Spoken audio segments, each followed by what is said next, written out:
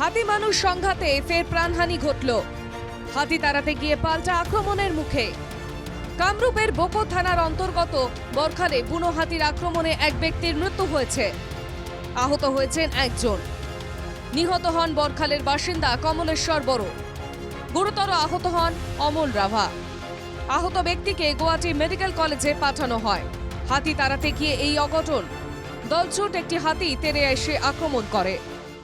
ঘটনাটো হৈছিল তাৰমানে যোৱাকালি আমাৰ তাতে হাতী ওলাইছিলে। তাৰপিছত হাতী ওলাওঁতে তাৰমানে আমাৰ দেউতাও গাঁৱৰ মানুহৰ লগত খেতিবলৈ যাওঁতে দুৰ্ঘটনাটো এনেকুৱা হ'ল। হাতী খেদিব গৈছিল? হাতী খেদিব গৈছিল। কেইটা হাতী আছিলে? হাতী এটাই আছে। হাতী খেদিব যাওঁতে তাৰমানে এই ঘটনাটো হ'ল। গোয়ালপাড়ার গ্রামে বুনো হাতির তাণ্ডব, প্রাণহানি এক যুবকের, আহত এক। গোয়ালপাড়া জেলাতেও দীর্ঘদিন ধরে চলে আসছে বুনো হাতির উপদ্রব। শনিবার রাতে জেলার ফফঙ্গা দ্বিতীয় খণ্ডের বুড়াবুড়ি গ্রামে হাতির আক্রমণে এক যুবকের মৃত্যু হয়। গুরুতর আহত হন একজন। কয়েকটি ঘরবাড়িতেও ভাঙচুর চালায় হাতির পাল। হাতির আক্রমণে কয়েকটি গৃহপালিত পশু মারা পড়ে। গত 5 দিন ধরে প্রতিদিনই উপদ্রব চালাচ্ছে হাতির পাল। সরকার কোনো ব্যবস্থা না নেওয়ায় গ্রামবাসী ক্ষুব্ধ।